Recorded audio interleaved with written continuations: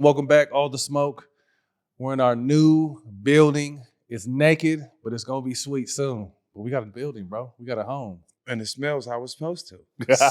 It smells smoky. Man, today excited to have one of our homeboys, but one of our favorite guests. Lil Big Bro. Yeah, fans love when Perk comes on here.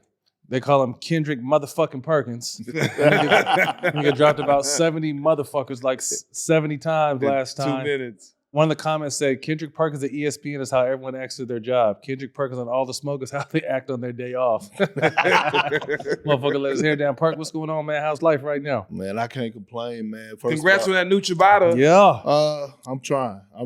You know what I mean? I'm trying to do what I do, but man, proud of y'all, man. Thank you, bro. Real talk. I'm watching y'all, man, do y'all thing and doing it y'all way, and continuing to like shine the light on how to do it, how to believe in something and get it done. I didn't know y'all was shit. I didn't know y'all had time for y'all little bro no more. I see y'all on tour. I see y'all with, you know what I'm saying, Kamala Harris. I'm like, damn, them boys doing it big, but I'm proud of y'all, man, for Appreciate real, it. man. I really am. I sit back and I admire what y'all doing, man, and how y'all doing it. And I mean, it goes right back to you, man, equally as proud as you, for you be able to kind of find your lane post-career and be one of the most prominent voices in sports. Obviously a new contract with ESPN. Congratulations with that. What has that been like? You've been there since 19, becoming a vet in the space.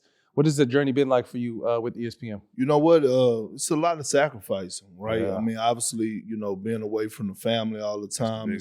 Yeah, the wife and the kids, and especially when you had a youngest that's going through, now, high school and going through sports and the sacrifice you got to make to miss those games and those opportunities, because us three, we know how it feels to miss all that shit when we was hooping, right? And when you retire, you want to set aside and be there. You want to be there coaching. You want to be there in the workouts and things to that nature. But all in all, it's cool. I'm still grinding. I still got goals that I want to achieve in this space.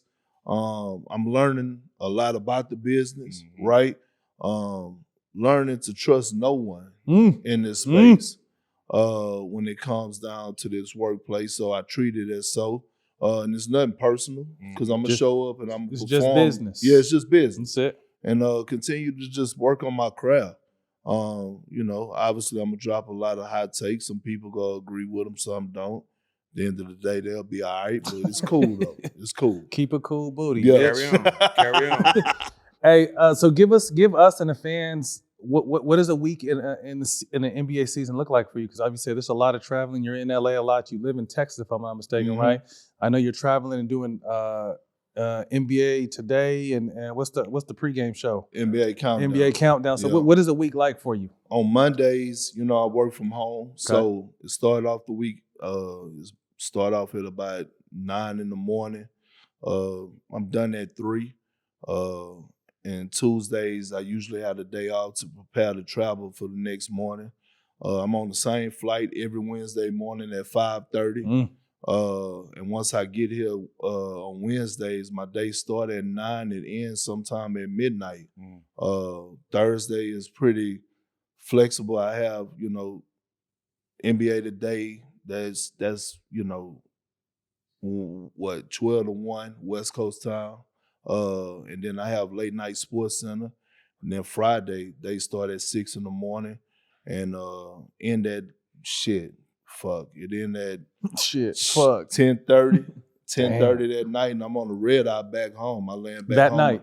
That night. You leave Friday night. Yeah, I need Friday night, so I'll be back home at 4:30 in the morning. So when the kids wake up, as soon as I land, I'm right to the AAU just watching my boys hoop. And so Sundays, I try to dedicate majority of all my time to the family and whatever it is, movies or whatever the hell they feel like doing, I'm there to do. That's a big sacrifice, because obviously as players, we knew that. I mean, particularly for me, that was one of the reasons why I retired early, was because I just felt like I was missing a ton of time. So to get back in the mix, and like you said, kids at, all different ages, but you're missing a lot of family time to, obviously still accomplish your goals. So it's, sometimes I know that's hard for the family. Oh, it is. It is. And shout out to my wife, Vanity Perkins, man, from Podar. She Yeah, holds V. it down. PA Yeah.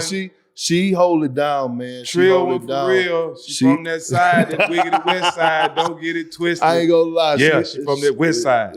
She love my stinking ass, boy. She holds it down though, for real. She a real one. And she does everything that, needs to be done for the kids in the house. And so I'm appreciative, because at the end of the day, with what I'm doing, she's dealing with a lot, sacrificing a lot. So it's all good. Stak, remind us how you and Perk met. We from the same area, the Golden Triangle, Port Arthur, Texas, Beaumont. We from the same area. We got the same high school coach, probably the only high school coach in Texas to have 2 kids come up out of high school and both be NBA champions and both doing what we're doing after basketball. So shout out to Coach Butte. But Butte basically raised me and put the attitude I had in basketball in me, and he was instilling it in him. And as he was coming up, he was teaching Perk through me. And I became a big brother to Perk, and Perk was bigger than I was. And I had to go to Oak Hill to get the recognition that Perk got right there in our hometown. You know what I'm saying? So Perk was what I was at Oak Hill right there in Beaumont, Texas. So he was somebody that we knew was next coming up from my area, the only thing. And to have the same high school coach, I just embraced him like a little brother. And we became, what we are now. Perk, your journey in ESPN, anybody you kind of leaned on or learned from, or with any kind of vets in the space for you that kind of helped you out? I mean, you know what? The guy that's a bad motherfucker in that space. I ain't gonna say motherfucker. No, go ahead. It's all right. Let it go. It's all That's good. But I ain't gonna lie. The one guy that I lean on, the one guy that give me a lot of, insight and guidance on how it worked, to be honest with you, is Stephen A. I ain't gonna lie. Stephen A. Everybody always asking me, what's Stephen A. like? Cool as behind fuck. the scenes. Cool as fuck. But he said something about 2 years ago. I think it went over a lot of people's head. And at the time, I was like, nah, Stephen A., that wasn't the reply you should have gave. But as I thought about it, it was an honest and real reply. He said, I wake up every morning and I try to figure out ways to get my bosses paid. And then I try to find a way to get some of it, right? And when you think about what Stephen A. does, like, he take a lot of criticism. He's not afraid to go on there. Obviously, First Take is a debate show, right? That's what's going to drive it. And we live in a world today where drama is going to sell anyway, right? And, Stephen A. He's bringing in billions of dollars for the network. And he said, hey, I need to try to find a way to get some of it. Right. He works his ass off around the clock. Obviously, he have his Stephen A. Smith show, but he gives me that insight on little things of how to approach different shows. If he don't approve of something that I said, tell me about, how to approach when you on the ABC network opposed to being on ESPN. Okay. And those just be little things behind the scenes that, he don't have to do. Right. And so Stephen A. behind the scenes is a real one to me. Cause he don't have to do that. Now if you cross him, that's it. That's it. Ain't no coming back. Yeah, ain't no coming back. So you just think about having the opportunity to even be on First Take, right? First Take is one of those shows that really that'll put you on. So I applaud him, man, and the guidance and the mentorship that he's brought in this space has been phenomenal. And I know he's up for a new deal soon, so he's hopefully going to break the bank. No, for sure. Break the bank and help everybody else out. What's it like being a regular on Pat McAfee? We really fuck with Pat. We got a chance to know him. Or Jack's already known him. I got a chance to know him a little better at All-Star in Indiana, where you're drinking Coors lattes. But what's it like being a regular on his show? Man, let me tell you. So it's live, right? Because Pat's going to do shit his way, but he accepted you for who you are. Right. Let me tell you something. Pat McAfee is the white version of you two motherfuckers. I believe cooler than a motherfucker. And when I realized that was that I actually flew down to Indiana and went to the Thunderdome. That's his studio? Yeah, the studio. And when I pulled up and I walked in, I'm like, oh damn. Yeah, Pat a real one. Pat getting it on in there. You know what I mean? The whole vibe was great. His energy is great, and you could tell he's authentic about everything that he do, and he keep it 100, man. Yeah. He keep it 1,000, and again, for what he's doing, especially doing it on this network, you know, a lot of people, you know, may have complaints or whatever, but he's doing it in a whole nother way where it's like, no, this is how people live in the real world, and you just gonna have to adjust. Well, definitely shout out Pat for, I mean, obviously all of us being in the media space, but he really, like you said earlier, he really does it his way. I mean, think about it. He is, I think, just, you know, when you talk about the most powerful people at ESPN, he's one of them. It's him and Stephen A. Smith. He's one of them for sure. Right? This like Pat McAfee called out a real boss. Top dog, and that top dog is no longer there. He's no longer there. That boss ain't there no more. You know what either. I mean? He's no longer there, man. And the thing I love it is because he ain't gonna hide it. The same shit he say in private, he gonna say it in public. Yeah. How he feels. So I think it's just, you know, he sets a bar to up your game. He also sets a bar of accountability. And so I respect that. Mm-hmm. Is it true that the Celtics banned you from ring night? Ban me? Yeah. Why the fuck they gonna ban me? Look, let me say this. Please get this because I seen the article. I heard, I heard they wasn't trying to let you in. I heard they didn't like your takes. I heard the players weren't, any of this true. I heard the players weren't fucking. I want to know what's true. And to be quite honest, I don't give a fuck, right? I don't give a fuck. I don't give a fuck because here's the thing. Goddamn right, like, dude. They have a lot.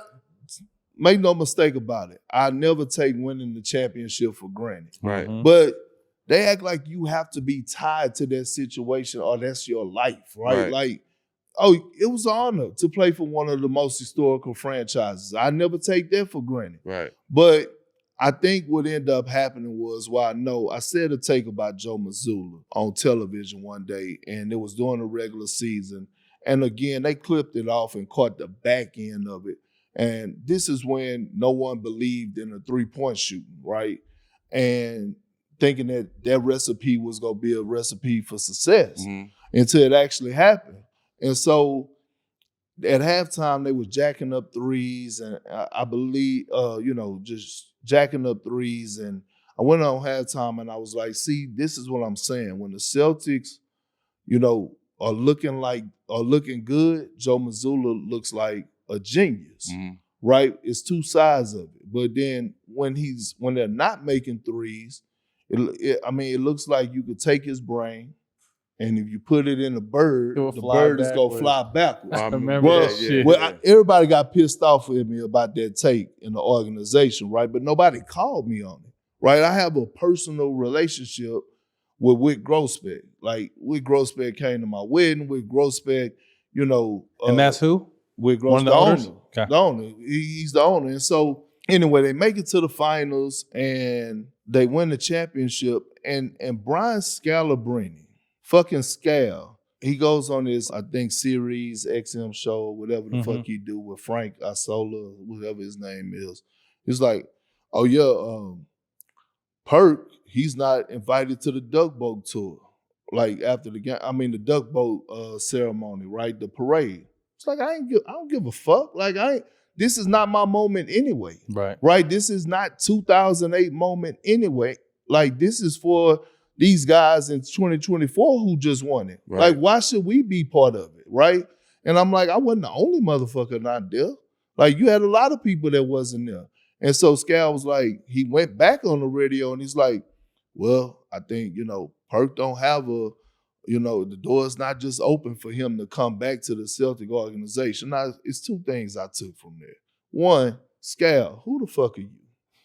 Like, real talk. Like, who are you to be shot calling? Right. You was the same motherfucker that when we won a championship, you was in street clothes, hurry up and went changed into your jersey. So once we started taking pictures, you could know that you was part of the team. Now, on the other side of it, it's like we can't, that was real though. Like, so why are you calling shots? I understand you doing your thing over there with the broadcasting space and everything. And I actually like Scal, but I thought that should have been a phone conversation, right? So I reached out to Wick Grossbeck. We had a conversation. Obviously, he felt some way about that about the Joe Mazzulla comment. We hashed it out. Started this season, I actually get an email from Joe Mazzulla saying, hey, Perk, whenever you're free, if you're in Boston or we play the Rockets, I want to go to dinner and break bread. So have a grown man conversation, right? And I will apologize for the comment. It was a lot of humor in there, but you know, again, I'm gonna own up to it and apologize. But I think I'm still all right in Boston. But I'm not just like riding that. So you gonna take that dinner with Mazzulla? Yeah, for sure. I'm gonna go sit down with him. You know, man. He seemed like a real one. He seemed like he's solid dude. You just gotta understand him, right? Like he has this certain type of way of thinking. And I'm actually starting to love the way that he is. And you got to think, like, his growing pains were on TV. You know what I mean? Like, his growing pains, like, for the Ime situation to happen, he was thrown in the fire immediately. Yeah. And he got exposed in that first round of the playoffs. And I think, like most players, he went back and got better from it. He did. You know what I mean? So, yeah, definitely, everybody has growth. So, I get it. I like that y'all was able to talk it out, though. Jack, hoop season is in full swing. We're partnering with DraftKings all season long. Right now, all new customers who bet $5 will instantly get $200 in bonus bets. Download the DraftKings Sportsbook app now and sign up using my promo code SMOKE. Use those bonus bets to build your same-game parlays. Check out the All the Smoke same-game parlay. It's on DraftKings app every Tuesday. You can also cross over to football. DraftKings is the best place to bet anytime touchdowns. So download the DraftKings Sportsbook app now. New customers use my promo code SMOKE. Only at DraftKings Sportsbook. The crown is yours.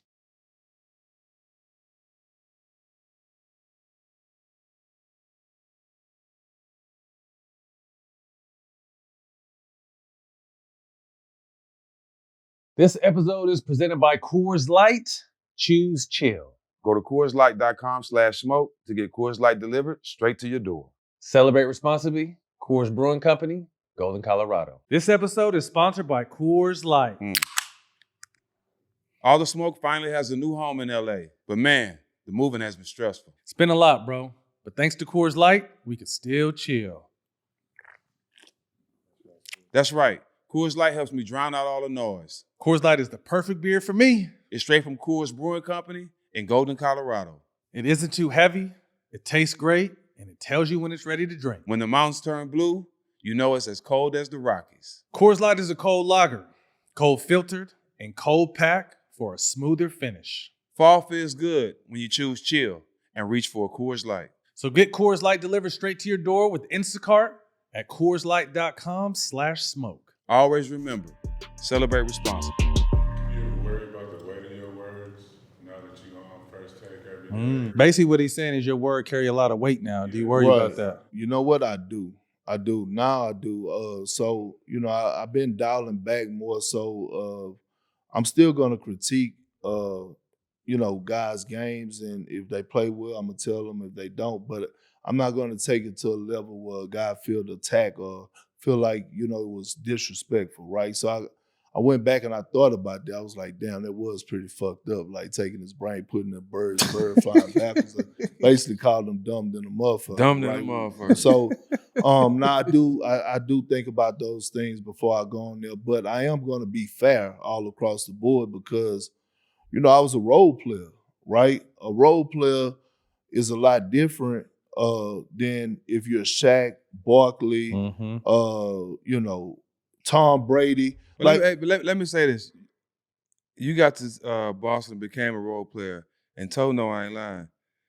We was playing summer basketball. He was taking the ball off the rebound and bringing it up full, making plays. He was doing all that before he got to Boston. When he got to Boston, they took all that away from him. And I mean, it's a real thing. But, you know, coming into this media space, like, it's so hard to be able to like establish yourself in this if you're not a Hall of Famer. Mm-hmm. Great point. Right? They roll the red carpet out for Tom Brady, right? They roll the red carpet out for Shaq when he retired. Yeah. Like, you know, those guys get an opportunity. As they should. As they should. But right. like myself, I have to work for it. Yeah, and the way that it goes is if they think that you're leaning any way towards like not being fair and critiquing players, shit, my ass could be on the first thing smoking. Baron and Draymond had some stuff to say about you. That's crazy. I saw it. Kendrick Perkins telling Kawhi he need to retire. That's sick coming from Kendrick Perkins. That's sick coming from him. Perk last 3 years in the NBA. Nobody was pushing him to retirement, and everybody probably should have. My man averaged 2.5 points for 3 years straight. You saw it? Yeah, I didn't want to respond. You don't even want to respond? No, I'll respond to it now. I mean, like, they called you out after saying Kawhi should retire. I thought it was crazy because Perk, his last 3 years in the NBA, nobody was pushing him into retirement. Everybody probably should have. The man averaged 2.5 for 3 years straight, and nobody was forcing him to retire. Who said that? Draymond? I think Draymond said it. Well, actually, that's a lie because people was forcing me to retire. They was trying to push they you were out? trying to push me out because a few organizations wanted me to come in and be a big man coach, right? OKC had offered me during the time I was playing, right? Like they literally wanted me to retire. I was like, Perk, why you in the G League? I was like, I ain't ready to hang it up. You know what I mean? So it was trying to do that. And then, with Draymond, God, like, them old people say, God bless their heart. He don't know no better, baby. You know what I'm saying? Louisiana, right? He don't know no better. Because here's the thing. If you go back and watch the entire segment of me talking about Kawhi, it didn't come from a place of me being malicious. It came from a place of me being concerned. Or having common sense. I mean, look how many games he's missed. Like, now he's starting the season off not playing. Like, it's just common sense. That can't be hate. If you're watching basketball, if you're watching the Clippers, you've seen the games that Kawhi's missed in the last couple of years. Now he's starting the season off not being that player. Yeah, that makes sense. Say maybe he should hang it up. Like, it comes common sense. Well, y'all tell me I said it like this. I was like, hey, look, Kawhi's a future Hall of Famer. I'm a huge fan of Kawhi. I said, I think it's time for him to have that uncomfortable conversation with his family, the organization, because anytime I start hearing things like, oh, his knee is swelling and they don't know why, that's a concern. And the reports are they would never leak it publicly, but it's basically bone on bone. And how many guys, former teammates or players we know that had to retire because of bone on bone. And so it was I just didn't get it, the fact that he walked away from the Olympics basically to focus on being healthy for the season, and now you get to the season and it's something else, right? I just think Kawhi will never be 100% again in his career, right? And it came from a place of concern. It wasn't like retire because he ain't. No, it was like, bro, like, the knees might be really shot. I thought it was a fair take, a fair assessment. And it wasn't a high take. It was like, bros, you need to really figure out what's going on under there. How many years has he played, Dylan? 11, 12? And two, something else interesting that kind of came not out of that, but his trainer from college that he had with him got fired by the Clippers, and he's suing the team now. And documents are coming out where he was supposed to be out for 2 years, and they put him back in, and all that kind of. Think about that. You're supposed to be out for 2 years. 2 years? Like, what's really going on? And no one knows.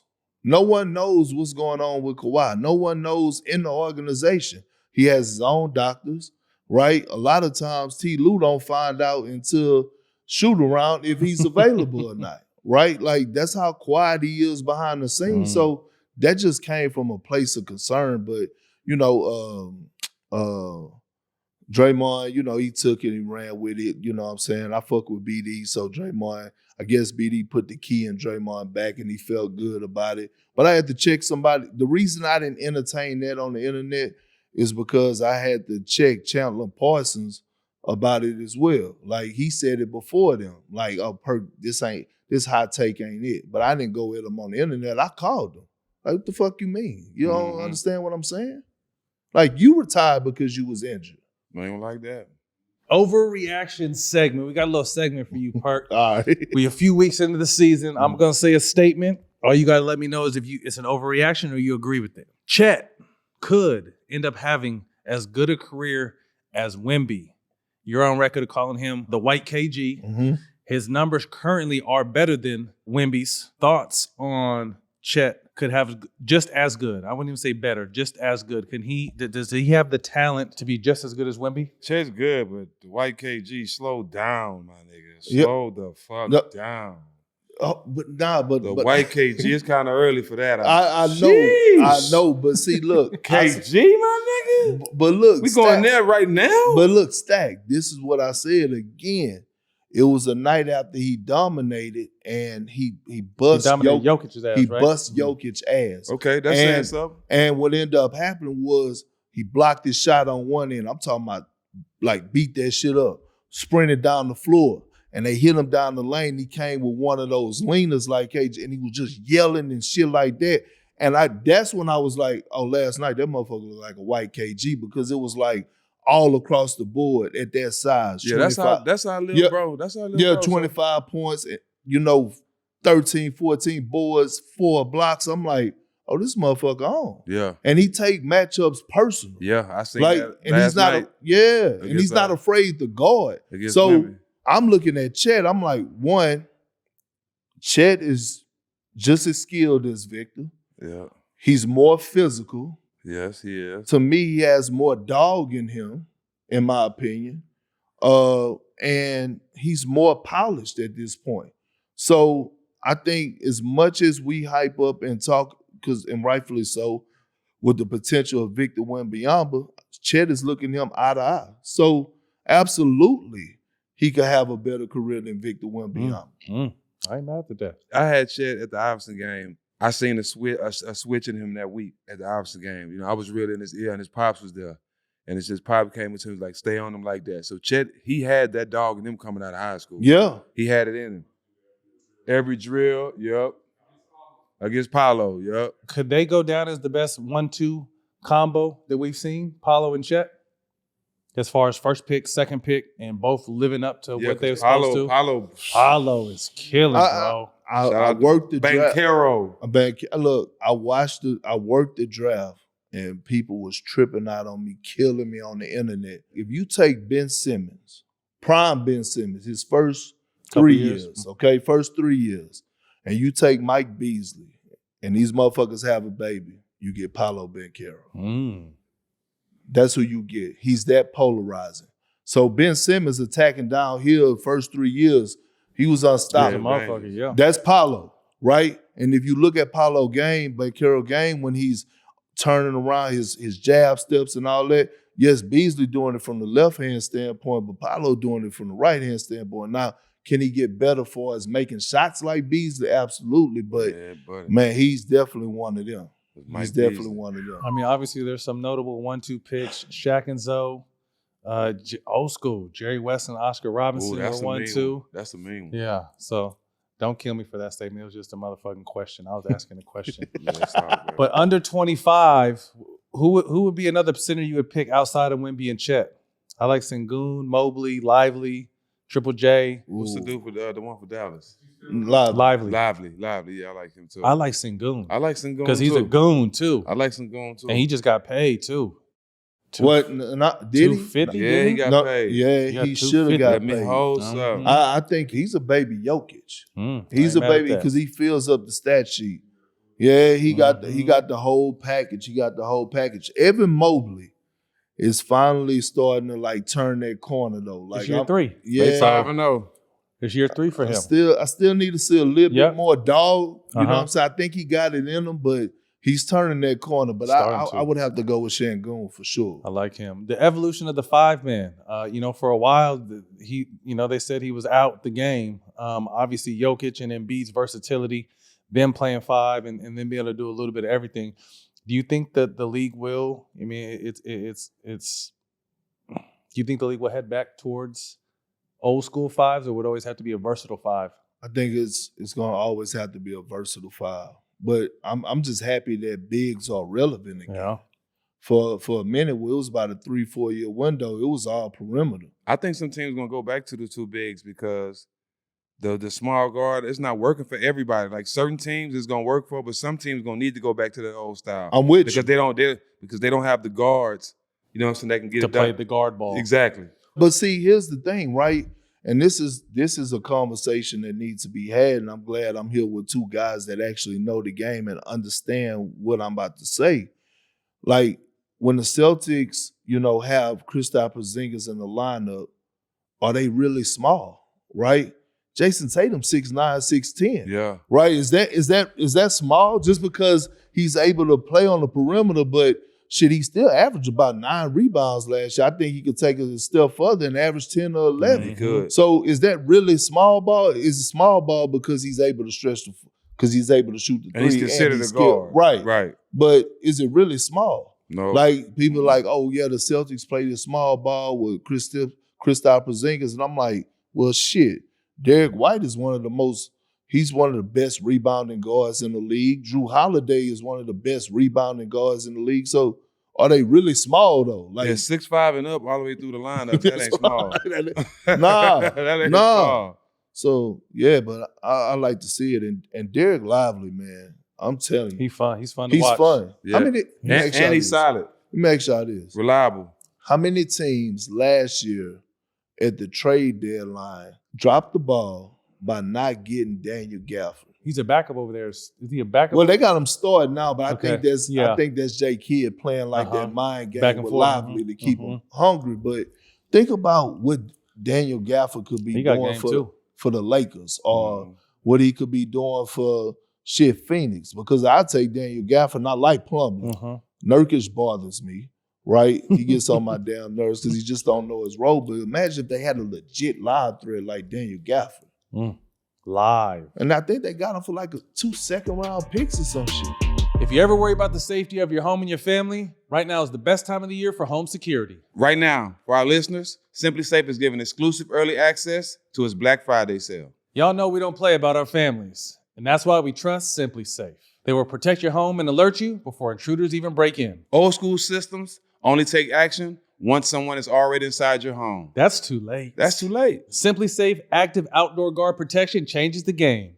They alert you before the crime even happens. Plus, there's no long-term contracts, no cancellation fees, and it's around $1 a day for all this protection, bro. Simply Safe is offering All the Smoke listeners an exclusive deal.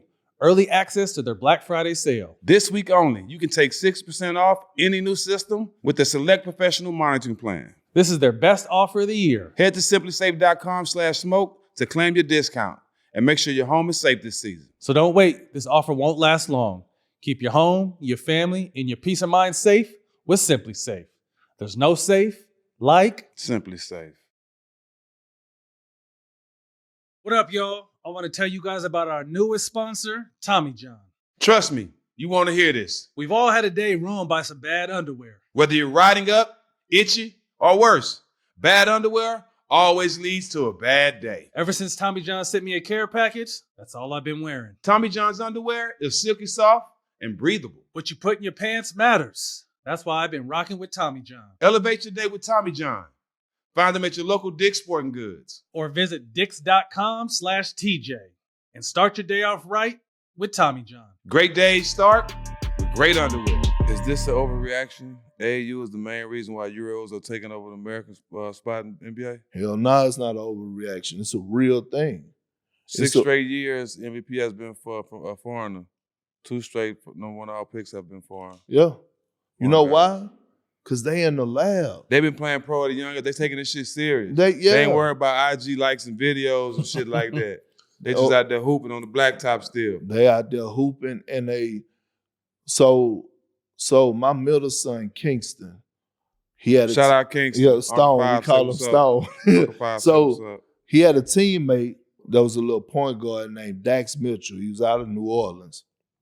His dad worked at a refinery, ended up taking a job over in the Netherlands, right? So they relocated.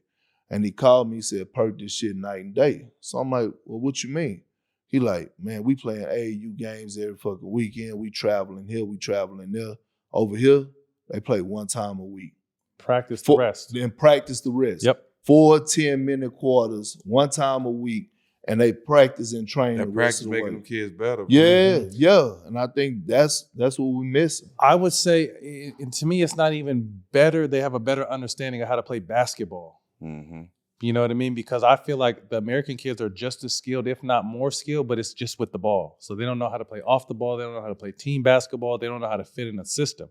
The European people, obviously because the NBA game has changed more towards the European game Anyway, we were talking about the bigs being obsolete, more running and gunning, foul, a lot of free throws. But I feel like with this game where they practice a bunch and then they play one time, they're actually learning the skill sets in high IQ.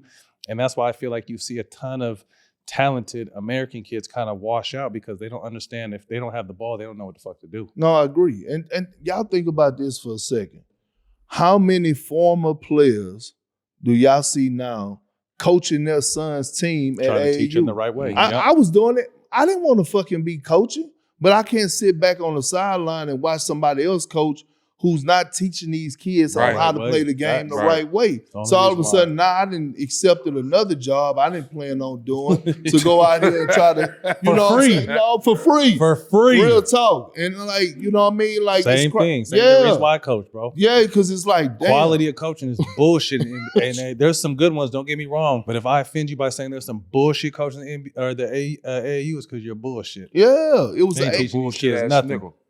Straight up. I'm telling you, I went to look. It was an 8th grade team, and this squad was quote unquote supposed to be an elite team.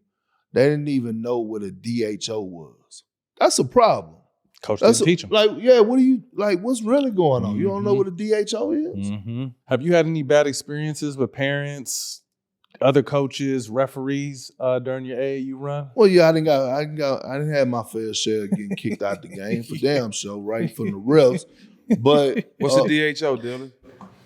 Like a handoff, like if you dribble handoff. Yep. There you go. Sir. Dribble handoff. Yeah. Don't overthink it. You knew it. Yeah. He put you on blast. You passed. That motherfucker know way more shit than I do. Nigga. But yeah, I mean, that's why I don't coach no more. Right? I don't coach my son's team no more because it was disturbing my peace from the other parents. Right? Like it was for real, man. It was disturbing my peace. Like I'm getting in the car, going home. I'm pissed off. Still mad. I'm mad because a motherfucker mad at me because your son didn't bring the ball up. Like your son had literally 16 points just off of playing his role and cutting and knocking down shots. But you telling me I'm taking away from his development because he's actually not bringing the ball up the floor.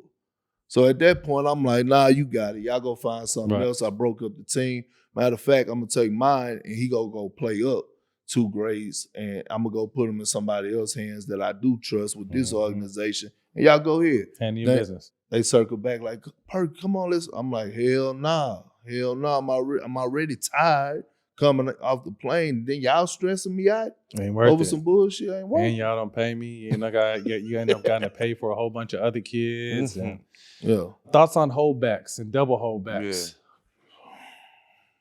What if I'd have done that in high school? Man, motherfucker wasn't gonna let you do that. Boo is that's I was what we already call our smoking coach. cigarettes and hanging out and shit. They wasn't gonna let you do that. Here's the thing, right? My oldest is a reclass, right? But he's not in a reclass because of sports, right? He just went to homeschool for 2 years. Right after COVID, he stayed in homeschool, and I felt like he was behind for his social shit. Mm-hmm. And so I was like, nah, bro, like this ain't it. Like you're not ready to go to the 9th grade. So that year I made him go back to school for his 8th grade year. But he didn't start playing basketball till literally like a year ago. He's a sophomore now, like till he got to 9th grade and he played football, but he never was like all in on sports. That was more so of a move like my nigga, you got to get out of your shell. Social. Yeah, like one of my sons is like that. We thought about it. He just wasn't ready for what level of matureness. Yeah. That is coming with the next. And grade. that's the reason I done it. And I think I just had to do it as a parent, not in a bad way. I think the worst thing that I've done with my oldest child was name him Kendrick Perkins Jr. For him. I should have, because he shy away from shit like that. Yeah. Right? I could have named him something else, gave him his own identity. Right? Like, but my 13-year-old Stone, he actually embraced shit like that. Like, he want the shit. He want the cameras. He want the attention. And he go shine in it. But my oldest ain't, he fought named his thing. And I'm okay with it. Smart kid, real great, great kid. I love him to death, know the Bible in and out, know his books. he didn't won awards all across America for us in his books, and I'm okay with it. You know what I mean? But I think that was the one thing that I see that I should have done differently. Overreaction. Bucks fans should be worried about losing Giannis. CBS recently reported that teams are circling around, preparing for a Giannis opportunity. Obviously, we don't know what's going to happen with Middleton, and he continues to be injury-riddled. I think Lillard's going to have a bounce-back season. A lot of shit going on in his personal life. He's allowed to focus on basketball again. But have the Bucks missed their window? I think, one, you can't trust Giannis no more, right? And what he's capable of doing. So why you say that? Because, one, okay, Giannis put pressure on the organization to make a move. And to bring the Nasties back. Yeah, that part. That's a whole nother story. Shout out the Nasties. I thought they brought him back. Yeah. They want him back. Shout out the Nasties, man. We He's see you, towards the the Nasties. kid, yeah, but I think they want to bring him back to kind of secure Giannis's comfortability. Yeah. Nasties. Shout out the Nasties. Giannis, he made a move before he signed the extension. He went out publicly and said some things. So they make a move out of desperation and get Dame, right? Mm-hmm. And you give up Drew Holiday.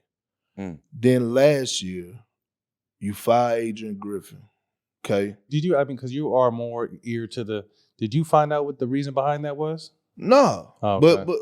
but I do know this. They were 16-4. No, if I'm not mistaken. It was 31-13. Okay. Second in the Eastern Conference. Okay. Giannis, you got blood on your hands. And to be honest with you, the Bucks ain't do shit this offseason. Nope. Right? Everybody else was making powerful moves, and you watch the Knicks go get Mikal Bridges. You watch the Knicks go get Karl Anthony Towns. You watch Philly make a move for PG. You watch all these teams go out and try to, stack the deck just to go compete if they have an opportunity against the Celtics, right? No knock, but Milwaukee went and got Gary Trent Jr. and Taurean Prince. Chris Middleton coming off of 2 ankle surgeries. That shit done, right? I text Doc before I said about him on TV. Motherfucker, your ass on the clock. You gotta do something, Doc. Real talk. I come to your defense so many times, but at this point, you didn't achieve much with the Clippers or Philly. You gotta fucking deliver. You know what I mean? And I think if they don't make it to the NBA Finals this year, I could see Milwaukee going in a different direction or Giannis won out. Nuggets with Russ, championship team, or they need to add something else to be back at championship form? I'm not banking on Russ. I think Russ is gonna do some good things for them. Man, it's Jamal Murray for me. He should have a better year in my point because he can play off the ball and be a 2-guard. He's a better scorer anyway. He is, but Stak, man, when the fuck we go see it? Like, real talk, like in spurts, we see it in spurts. Yeah, we see it in the playoffs, but when are we really go see it?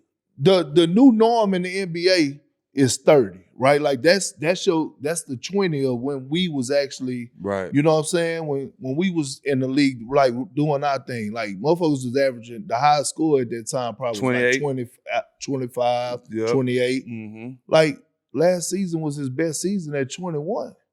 Like at some point, bro, you got to help a brother out. Yeah. You can't just lean on Jokic this whole time. Like you supposed to be one of them. He was maxed, right? He got a max deal. Yeah, yes, but he you did. So they let go KCP. When are you gonna take that next step? Like when are you gonna take that next step? Like 19 points ain't getting it. Like what's up with you? Well, I think what was the GM's name? Tim Connelly. Yeah, so Tim Connelly helped build that team and then left the year after they won the championship. The year they won the championship, and Calvin Booth's taken over since then. And since then, to me, it's been a decline. I mean, they lost Bruce Brown, they lost Jeff Green, they lost KCP. There was one other person I think they lost, but they haven't necessarily filled those voids. And Jeff Green.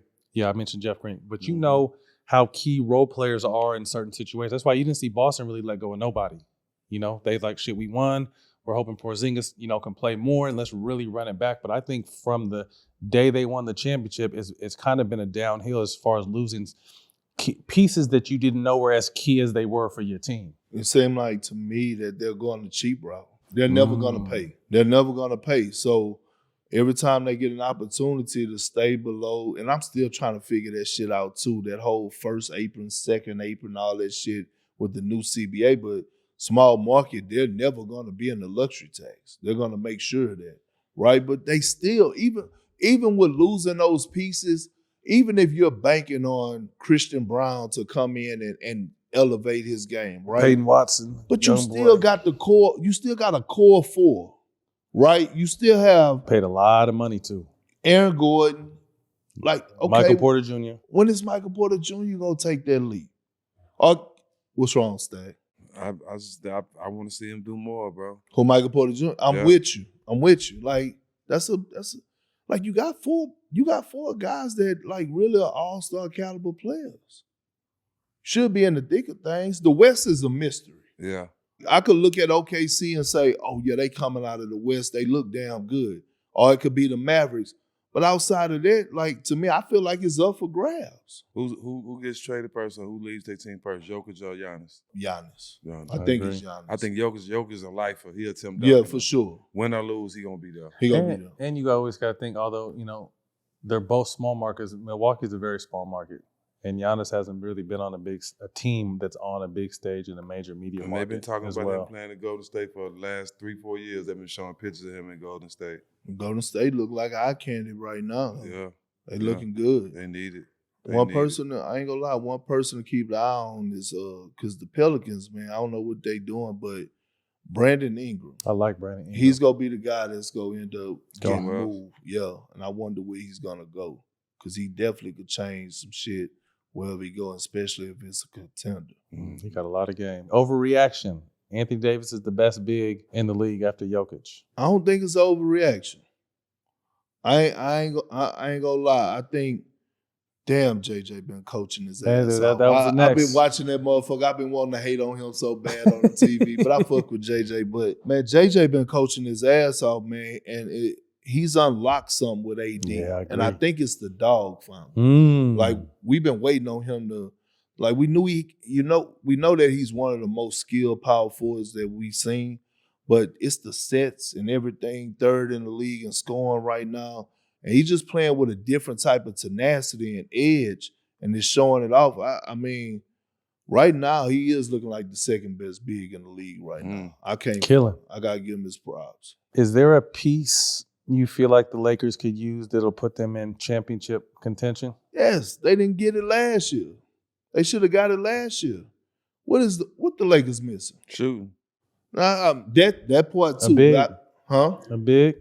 Most important part, because AD still could anchor the five pretty damn good. If you go back and look at that Denver series last year, AD held his own with Jokic on that one. He played well. On that part. Balled his ass off. Man, you gotta have perimeter defense in the Western Conference. Yeah, true. You got too many motherfuckers that could go get it, from Anthony Edwards, Luka, Kyrie, KD, Book. You gotta have perimeter defense.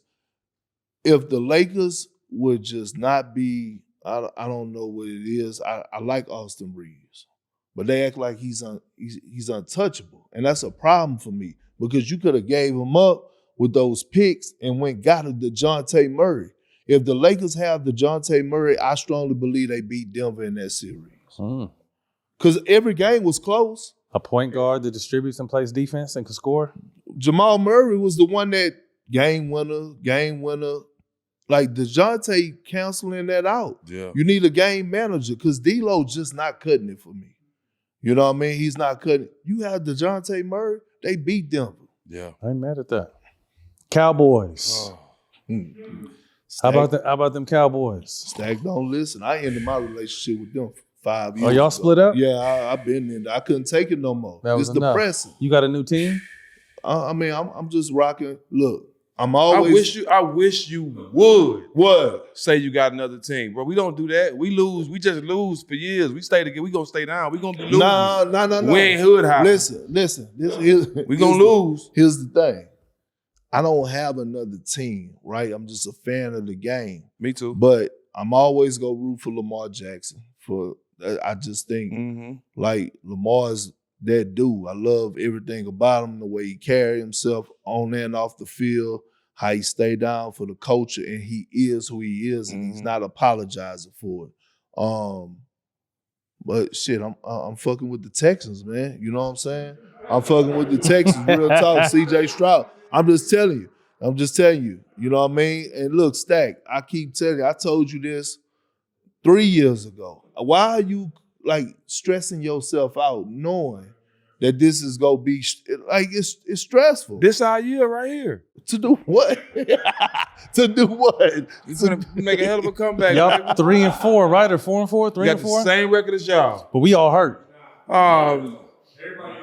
We all hurt. And we just beat y'all hurt. Michael Parsons hurt. That's one Lawrence player. is hurt. Our two starting defensive ends hurt. See, let me tell you. I got one person hurt. Your quarterback is hurt mentally. Let me tell you. He's been hurt. Let me tell you. Season started, he was hurt. Let me tell you what Big Bro got to do. He's can't just let it go. when we grew up in the Golden Triangle, it was the Cowboys was passed down to us, and we was winning. generations. It was But from good. generations, great We was good. We was grandmother, coming up on our top. great We was grandfather, good, man. and he know it, and he just won't break that side. I broke it. Fuck that. I ain't losing those. Like Term say, OG time warp. That's a term. That's what he calls G-Nate. OG time warp.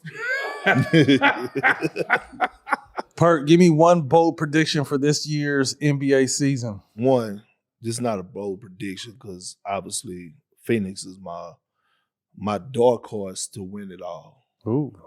Yeah, that's definitely a dark horse. Yeah, it's a dark horse. I like what Tyus Jones brings to that team. Phoenix is my dark Love what horse to Tyus win Jones it all. brings to that And team. I think about this for a second. KD was pissed, disgruntled, didn't like Frank Vogel last year. The motherfucker still averaged 27 points. Yeah. Pissed, not happy KD. Not an engaged KD that's happy, he gonna give you everything and more. And what I saw was in the Olympics, fuck that he went out and got buckets. We know he's gonna do that. But I saw that one game when he was picking up 94 feet. Yeah. I was like, boy, that KD right there is something different. So, but if I had to give a bold prediction, my bold prediction probably would be Oklahoma City winning the championship. That's not my pick. I feel like Boston gonna win. That's this a bold again. prediction, though. Yeah, but OKC win the championship. I just feel like really all teams are practicing. Boston gonna take that shit again.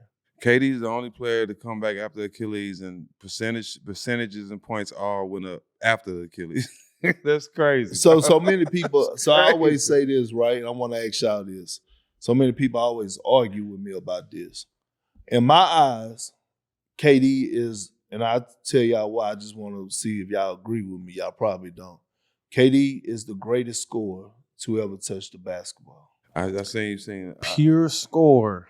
Most efficient? Pure? I would say most efficient, but pure score, I'm going Bean and MJ. The greatest scorer to ever touch the basketball. What you thinking behind that? He's the most efficient for sure. He's the most efficient. He has zero flaws offensively.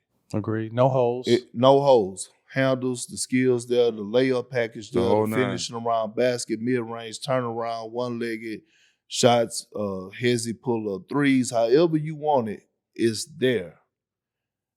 Name me somebody that's in that tier right now. Carmelo wasn't that efficient. That's the difference. In order to be in that conversation, you got to be efficient. The reason why I feel like Kobe is in my top 5, but I can't ever put Cole number 1, is because Kobe's still one of the all-time leaders in missed field goals. That's a huge thing.